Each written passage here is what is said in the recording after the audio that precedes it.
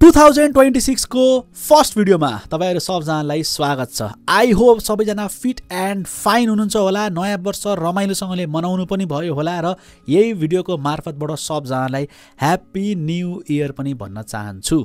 जनवरी 1 लागेसँगै winter transfer पनि सुरु भइसकेको छ। तपाईहरु सबैजनालाई थाहा छ होला, जनवरी 1 देखि जनवरी 31 सम्म चाहिँ विन्टर ट्रान्सफर विन्डो हुन्छ।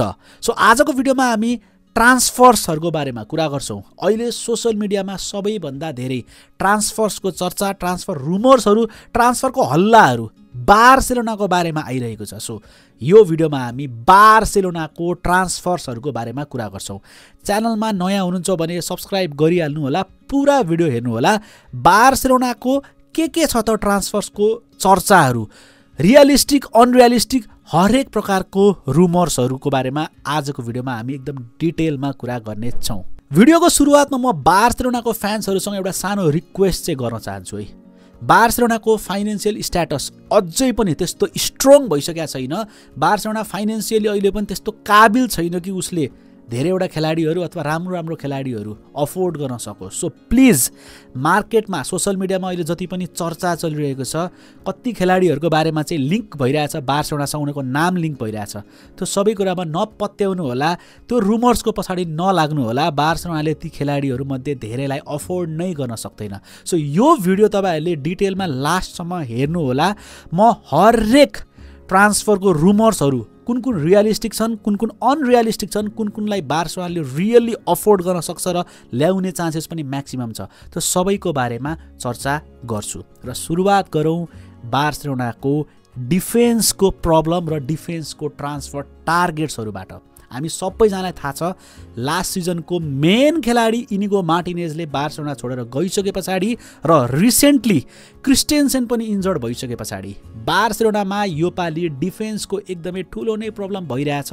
एरिक गार्सिया र जेरार्ड मार्टिन जस्तो खेलाडीहरुले right back, central back, left back र इभन डिफेन्सिभ मिडफिल्डरको पोजिसनमा समेत ब्याकअपको रोल खेलिरहेछन्, जुन चाहिँ एकदमै दुःखलाग्दो कुरा हो। सो बार्सेलोनाले सबैभन्दा धेरै टेन्सन लिनुपर्ने र सबैभन्दा धेरै टेन्सन लिइरहेको पोजिसन पनि डिफेन्सको हो र केही खेलाडीहरुलाई चाहिँ बार्सेलोनाले सर्ट टर्मको लागि र केही खेलाडीहरुलाई लङ टर्मको लागि टार्गेट गरिरहेछ।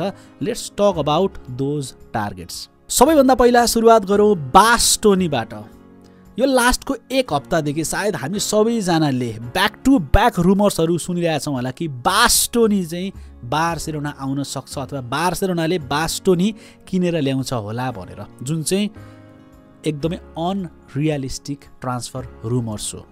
बास्टोनी इन्टर मिलानको अहिलेको सबैभन्दा मेन खेलाडीमा पर्छ र सिरी ए मतलब इटालियन लिगको सबैभन्दा हाइली भ्यालुड डिफेन्डर पनि पर्छ र अहिलेको वर्ल्डको सबैभन्दा बेस्ट सेन्ट्रल ब्याकमा पनि पर्छ। उसको अहिलेको ट्रान्सफरको market value 80 million, minimum 80 million euros हो र यो सबै कुरा बार्सेलोनाले अफोर्ड गर्ने रेन्जबाट बाहिर पर्छ। बास्टोनीको कन्ट्र्याक्ट सिधिँदैछ 2028 मा। यो सबै कुरालाई मिलाएर हेर्दाखेरि हामीले क्लियर तरिकाले बुझ्न सक्छौं इन्टर मिलानले आफ्नो सबैभन्दा बेस्ट खेलाडीलाई बेच्न चाहदैन, जसको चाहिँ कन्ट्र्याक्ट 2-3 वर्ष पछाडी सकिदैछ। सेकेन्ड कुरा 80 मिलियन उसको मिनिमम ट्रान्सफर भ्यालु छ र उसको ट्रान्सफरको जुन डेट छ, लाइक कन्ट्र्याक्टको डेट छ, त्यो भन्दा अगाडि नै यदि कसैले किन्न चाहन्छ भने डेफिनेटली प्रिमियम तिर्न पर्छ। सो अल टुगेदर हेर्नु पर्दा 90 मिलियन 100 मिलियनको अराउन्डमा पर्न जान्छ यदि बार्सेलोनाले बास्टोनीलाई किनेर ल्याउने हो भने, जुन चाहिँ रियलिस्टिक तरिकाले हेर्दा अहिलेको कन्डिसनमा बार्सेलोनाले कुनै पनि तरिकाले अफोर्ड गर्न सक्दैन। बास्टोनी लेफ्ट फुटेड सेन्ट्रल ब्याक, एकदमै हाइली रेटेड, बार्सेलोनालाई जस्तो खेलाडी चाहिएको एक्ज्याक्टली त्यस्तै प्लेयर प्रोफाइलमा पनि पर्छ। बट अनफर्चुनेटली यो जुन रुमर्स हामी सबैजनाले सुनिरहेछौँ त्यो एकदमै हावा रुमर हो। मेबी अर्को वर्ष अथवा त्योभन्दा पनि अर्को वर्ष बार्सेलोनाले बास्टोनीलाई चाहिँ अप्रोच गर्न सक्छ अथवा रियलिस्टिक तरिकाले अफोर्ड गर्न पनि सक्छ। त्योभन्दा अगाडि आई डोन्ट थिङ्क बार्सेलोनाले बास्टोनीतिर फर्केर हेर्छ पनि होला।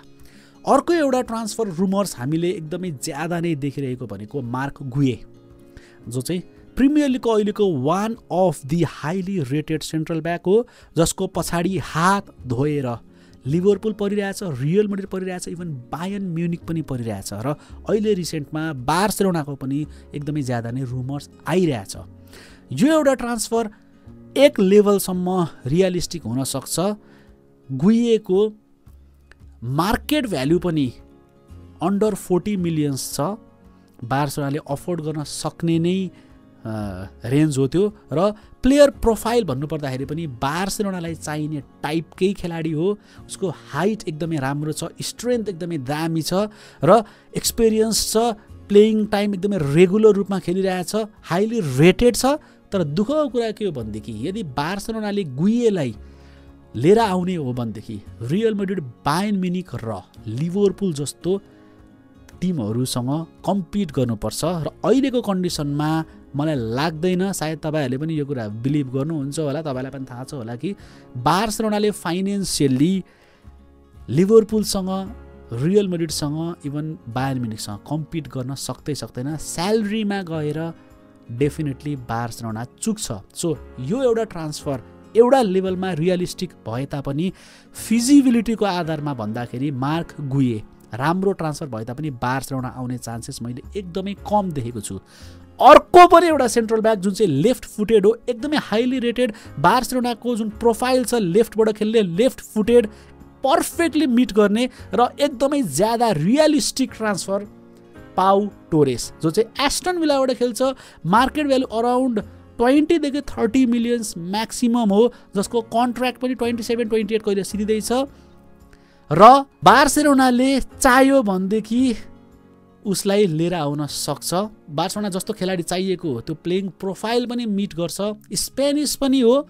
सो यो सबै तरिकाले एकदमै रियलिस्टिक ट्रान्सफर टार्गेट र एकदमै रियलिस्टिक ट्रान्सफर रुमर जुन अहिले हामीले मार्केटमा देखिरहेछौँ त्यो एउटा पाउ टोरेसको 20-30 मिलियन्स। प्रोबेबली बार्सेलोनाले यो विन्टर ट्रान्सफरमा त ल्याउन नसक्ला, किनभने एस्टन विला अहिले टाइटलको लागि खेलिरहेछ र एमेरीले चाहिँ आफ्नो मेन खेलाडीलाई यसरी मिड सिजन डेफिनेटली बेच्न चाहँदैन होला। बार्सेलोनाले नेक्स्ट सिजनको लागि अप्रोच गर्न सक्ने एकदमै राम्रो खेलाडी भनेको पाउ टोरेस हो। अर्को एउटा खेलाडी जसको रुमर्स रिसेन्ट फ्यु डेजमा हामीले सुनिरहेछौँ, डर्टमन्डको स्लोटरब्याक भन्ने खेलाडी, लेफ्ट सेन्ट्रल ब्याक, 192 कि 193 सेन्टिमिटर हाइट छ, अगाडि जानलाई प्रिफर गर्छ, लेफ्ट फुटेड हो, एकदम एग्रेसिभ छ, स्पिड पनि राम्रो छ, स्ट्रेन्थ पनि बवाल छ।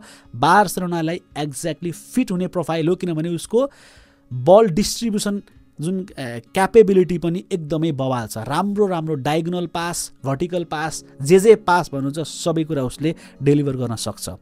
दुःखको कुरा फेरि यहाँनिर रियलिस्टिक भएर भन्नुपर्दा उसको मार्केट प्राइस 60 मिलियनको अराउन्डमा पर्छ। जनवरी ट्रान्सफर विन्डोमा त डेफिनेटली डर्टमन्डले आफ्नो मेन खेलाडी बेच्दैन। सो जनवरी ट्रान्सफर, विन्टर ट्रान्सफरमा त यो कुरा अब गर्दै नगरौँ।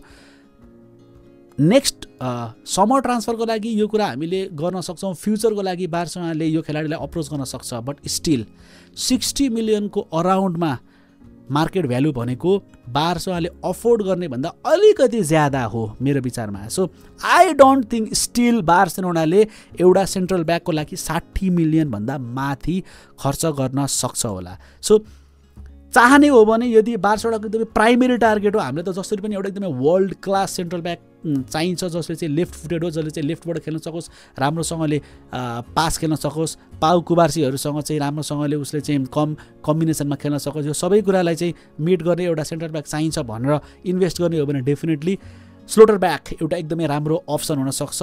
अफोर्डेबल एउटा रेन्जसम्म छ, बास्टोनी भन्दा त धेरै नै अफोर्डेबल हो। तर लेट्स सी नेक्स्ट समरमा बार्सेलोनाले के गर्छ। अब अर्को एउटा ट्रान्सफरको बारेमा मलाई कुरा गर्न मन लागेको छ, जुन चाहिँ मार्केटमा फैलिरहेको छ, एकदम व्यापक रूपमा हल्ला फैलिरहेछ, धेरैजनाको भिडियोजहरू पनि मैले हेरेँ, निकोलस ओटामेन्डी टु बार्सेलोना भनेर। फर्स्ट कुरा म सक भइरहेको छु कि बार्सेलोना फ्यान्सहरूले कसरी बिलिभ गरिरहेछ कि जोजे मोरिन्यो बेन्फिकाको अहिलेको म्यानेजरले चाहिँ आफ्नो मेन खेलाडी, आफ्नो टिमको क्याप्टेनलाई बार्सेलोनामा बेचिदिन्छ होला भनेर।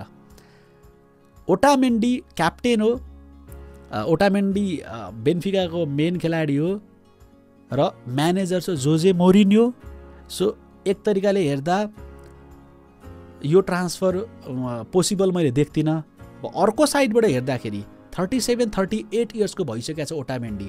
अब 38 वर्षको एउटा बुढो खेलाडी बेन्फिका मतलब पोर्चुगिज लिगमा त ठिक छ, तर लालिगामा आएर अनि च्याम्पियन्स लिगमा पनि जुन लेभलको एक्सपेक्टेसन्स बार्सेलोनाबाट फ्यान्सहरूले राख्छन्, लालिगामा जुन लेभलको एक्सपेक्टेसन्स बार्सेलोनाबाट फ्यान्सहरूले राख्छन्, त्यो सबै एक्सपेक्टेसन्समा एउटा 38 इयर्स पुगेको सेन्ट्रल ब्याकले चाहिँ पुरा गर्न सक्छ जस्तो मलाई लाग्दैन। र सेकेन्ड कुरा, उसले प्लेइङ टाइम पनि 90 मिनट्स खेल्नको लागि अथवा 100% स्टार्टर पनि हुन सक्दैन। ऊ एज अ ब्याकअप प्लेयर हुनुपर्छ बार्सेलोना आयो भने, जुन चाहिँ उसले एक्सेप्ट गर्दैन अहिलेको लागि। बेन्फिकामा मजासँगले मेन खेलाडी भएर बसिरहेको मान्छे अहिले आएर किन ब्याकअपमा आउँछ होला त। सो यदि बार्सेलोनाले लिएर आउन सक्ने हो भनेदेखि चाहिँ एकदमै राम्रो ब्याकअप प्लेयर हुनसक्छ। उसको मार्केट भ्यालु पनि एकदमै कमै होला, 10 मिलियन 10-12 मिलियन अति ज्यादा भए 15 मिलियन होला, अति नै भएदेखि होइन। ब्याकअपको रूपमा एकदमै स्टेबल खेलाडी हो, भरोसा गर्न लायकको सोलिड सेन्ट्रल ब्याक हो। लिएर आउन सकेदेखि बार्सेलोनाको डिफेन्सको प्रब्लम सर्ट टर्मको लागि चाहिँ सल्भै गरिदिन्थ्यो होला, तर अलिकति फिजिबल लाग्दैन मलाई। कारण त्यही हो कि अब जोजे मोरिनोले आफ्नो मेन खेलाडी किन बेच्छ र अरू कुरा उसले प्लेइङ टाइमै पाउँदैन बार्सेलोना आएर। अब एउटा मेन खेलाडी हो आफ्नो क्लबको, उसले छोडेर चाहिँ म ब्याकअप प्लेयर बन्छु भनेर किन आउँथ्यो होला र। सो निकोलस ओटामेन्डी पनि मैले लिटरल्ली अहिलेको लागि पोसिबल छ जस्तो चाहिँ लाग्दैन। हुनसक्छ बट मलाई अलिकति लजिकल्ली यो कुरा पोसिबल छ जस्तो लाग्दैन। यो थियो बार्सेलोनाको डिफेन्सको बारेमा कुरा। अहिले रिसेन्टली अब जेरार्ड मार्टिन र एरिक गार्सिया जस्तो खेलाडीहरूले बार्सेलोनाको डिफेन्स लाइनमा सबै पोजिसनमा ब्याकअपको भूमिका खेलिरहेको छ। सो एउटा central back, mostly left footed central back बार्सेलोनालाई चाहिएकै छ। अराउहोलाई यदि बार्सेलोनाले सल्टाउन सक्यो भनेदेखि डेफिनेटली बार्सेलोनाले अरू कोही खेलाडी भए पनि लिएर आउँछ होला, लिएर आउनु पनि पर्छ। तर अहिले जुन खेलाडीको बारेमा मार्केटमा एकदमै ज्यादा नै रुमर्सहरू चलिरहेछ, जसको बारेमा हामीले अहिले कुरा पनि गरौँ, यहाँ मध्ये म्याक्सिमम खेलाडीहरू बार्सेलोनाले अफोर्ड गर्न सक्दैन र कम्पिटिसन एकदमै ज्यादा छ। सो यो रुमर्सहरूको पछाडि नलाग्नु होला। निकोलस ओटामेन्डी र पाउ टोरेस यो दुईटा खेलाडी हो जुन चाहिँ रियलिस्टिक रूपमा यदि बार्सेलोनाले चाह्यो भने ल्याउन सक्छ, अफोर्ड पनि गर्न सक्छ र राम्रो अप्सन्स पनि हुन सक्छ।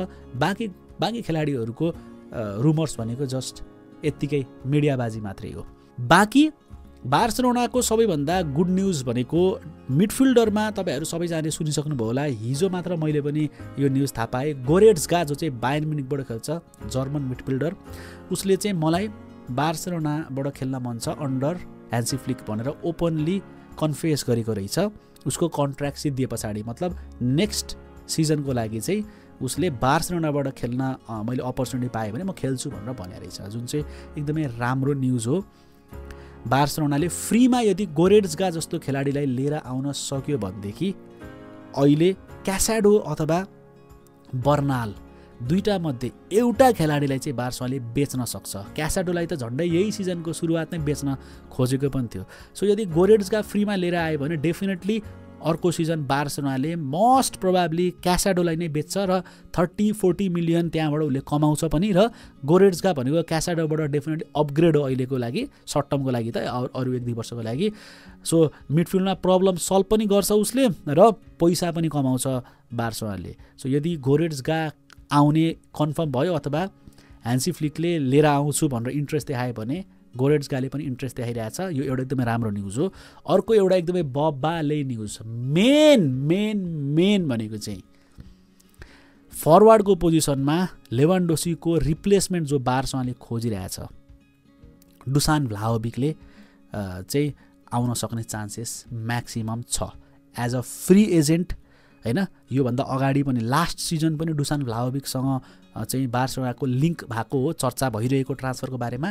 तर अब चाहिँ यो अलिकति ज्यादा हुन्छ नि इन्ट्रेस्टिङ मोडमा आएको छ। लाइक अब त्यो चर्चा अलिकति ज्यादा भइरहेको छ, पोसिबिलिटिज पनि हामीले अलिकति ज्यादा छ भन्न सक्छौँ। फ्रीमा आउँछ लेभान्डोस्कीको पर्फेक्ट रिप्लेसमेन्ट त डेफिनेटली हुँदैन, तर फ्रीमा आउँदैछ, राम्रो गोल स्कोरर हो, इन्जुरी प्रोन छ तर राम्रो एरियल प्रेजेन्स फिनिसिङ राम्रो भएको हैन बार्सेलोनाबाट जस्तो तरिकाले अहिले ह्यान्सी फ्लिकले खेलाइरहेछ उसलाई स्ट्राइकरमा जे क्वालिटिजहरू चाहिन्छ त्यो क्वालिटिजहरूमध्ये धेरैवटा पोइन्टलाई चाहिँ टिक गर्छ डुसान भ्लाहोभिकले सो मेरो विचारमा डुसान भ्लाहोभिकलाई यदि बार्सेलोनाले ल्याउन सक्यो र अर्को एउटा एडिसनल कोही ब्याकअप स्ट्राइकर बार्सेलोनाले जोड्न सक्यो किनभने इन्जुरी प्रोन छ भ्लाहोभिक जोड्न सक्यो भनेदेखि डेफिनेटली बार्सेलोनाको नेक्स्ट सिजन धेरै स्ट्रङ हुनसक्छ किनभने लेभान्डोस्कीले त छोडेर जाने अलमोस्ट पक्का भइसकेको छ र अहिलेको रिसेन्ट रुमर्सहरू अनुसार मैले सुनेअनुसार ऱ्यासफोर्डलाई बार्सेलोनाले नकिन्ला कि भन्ने कुरा आइरहेछ 30-35 मिलियन पर्छ ऱ्यासफोर्ड किन्दा र उसको स्यालेरीको डिमान्ड एकदमै हाई नै हुन्छ अहिले लोनमा हुँदाखेरि पो वर्ल्ड कप खेल्नुपर्ने थियो उसले आफूले प्रुभ गर्नुपर्ने थियो सो उसले आफ्नो स्यालेरी एकदमै घटाएको पनि थियो तर अब वर्ल्ड कपहरू सकिसके पछाडि आफूलाई प्रुभ गरिसके पछाडि एउटा सेटल भइसके पछाडि पर्मानेन्ट ट्रान्सफर गर्ने पक्का भइसके पछाडि डेफिनेटली उसको स्यालेरी नर्मल भन्दा हाई नै छ जुन बार्सेलोनालाई अफोर्ड गर्नको लागि अलिकति गाह्रो पर्छ सो बार्सेलोनाले एट्याकको बारेमा अलिकति सोच्नुपर्छ ऱ्यासफोर्ड र लेभान्डोस्की दुइटै गइसके पछाडि सामु ओमरोडियन भन्ने एउटा खेलाडी छ स्पेनिस हो एफसी पोर्तोबाट खेलिरहेछ मैले यो सिजनको सुरुवातमा पनि एउटा भिडियो बनाएको थिएँ जहाँ चाहिँ बार्सेलोनाको एकदमै टार्गेट भएको खेलाडी हो स्ट्राइकरमा भनेर भनेको थिएँ सो यो एउटा खेलाडी छ जसलाई बार्साले अफोर्ड पनि गर्न सक्छ 40-50 मिलियन छ उसको मार्केट प्राइस यदि बार्सेलोनाले सामी ओमरोडियन र फ्रीमा आउने डुसान भ्लाहोभिक लिएर आउन सक्यो समरमा भनेदेखि जुन चाहिँ रियलिस्टिक पनि हो र अहिले चर्चा पनि भइरहेछ बार्सेलोनाको फरवार्डको पोजिसन सर्टेड हुन्छ बाँकी ह्यारी केन एउटा रियलिस्टिक रुमर्स हो तपाईँहरूले पनि सुन्नुभएको होला 60 मिलियनको अराउन्डमा उसको प्राइस ट्याग पर्छ अब उमेर अलिकति ज्यादा भइसकेको छ तर 2 सिजनको लागि त लास्टै नै बबाले अपग्रेड हुन्छ लेभान्डोस्कीबाट हैन गोल्डन बुटको लागि जान्छ अहिले ब्यालोन्डोरको नम्बर 1 नम्बर 2 मा बसिरहेछ यस्तो बबाल खेलिरहेछ सो 2 सिजन 3 सिजनको लागि बार्सेलोनाको एट्याकको प्रब्लम सल्भै गरिदिन्छ इन्जरी पनि हुँदैन एकदमै कम इन्जर्ड हुने खालको खेलाडी हो ह्यारी केन यति हो कि स्यालेरीमा अलिकति प्रब्लम हुन सक्छ तर लेभान्डोस्कीले छोडेर गएपछि लेभान्डोस्कीको ठाउँ उसले रिप्लेस गर्दा स्यालेरी पनि लगभग उस्तै हुन्छ सो त्यसमा पनि खासै धेरै प्रब्लम नहोला र अर्को वर्षसम्म बार्सेलोना अहिलेको भन्दा त फाइनेन्सियली धेरै स्ट्रङ भइसकेको हुन्छ सो यो थियो अहिलेसम्म आएको बार्सेलोनाको ट्रान्सफर रुमर्सहरू यहाँमध्ये धेरैवटा रुमर्सहरू एकदमै बकवास रुमर्सहरू हो तपाईँहरूले अब बुझिसक्नुभयो होला मैले यो भिडियोमा भने पछाडि कतिवटा रुमर्सहरू अलिकति रियलिस्टिक पनि छन् बार्साले अफोर्ड गर्न सक्ने खेलाडीहरू पनि छन् र मोस्ट अफ दि रुमर्सहरू भनेको चाहिँ बकवास रुमर्सहरू हो जस्तै आल्भारेजको रुमर्स त बकवास रुमर हो हालान्डको रुमर त बकवास रुमर हो बाँकी अब अरू त्यस्तै हाई लेभलको खेलाडीहरू जतिजनाको पनि चर्चा भइरहेको सबै बकवास रुमर हो बार्सेलोनाले अफोर्ड नै गर्न सक्दैन अर्को एउटा खेलाडी नेथन एकी म्यान्चेस्टर सिटीको खेलाडी हैन उसको पनि चाहिँ रुमर्स आइरहेछ र सबैभन्दा रियलिस्टिक रुमरमा यो पनि पर्छ बट म चाहिँ कन्सिडर गर्दिनँ एकदमै ज्यादा नै इन्जुरी प्रोन छ आधीभन्दा धेर सिजन इन्जर्ड भएर बस्छ सो 10-15 मिलियनमै पाए पनि बार्सेलोनाले नेथन एकीलाई चाहिँ अभोइड गरेको राम्रो त्यही प्राइस रेन्जमा पाउ टोरेस आउँछ त्यसले लिएर आए हुन्छ सो च्यानलमा नयाँ हुनुहुन्छ भनेदेखि सब्सक्राइब गर्नु होला यहाँसम्म भिडियो हेर्नु भएको छ भने thank you so much see you all in the next video जय नेपाल।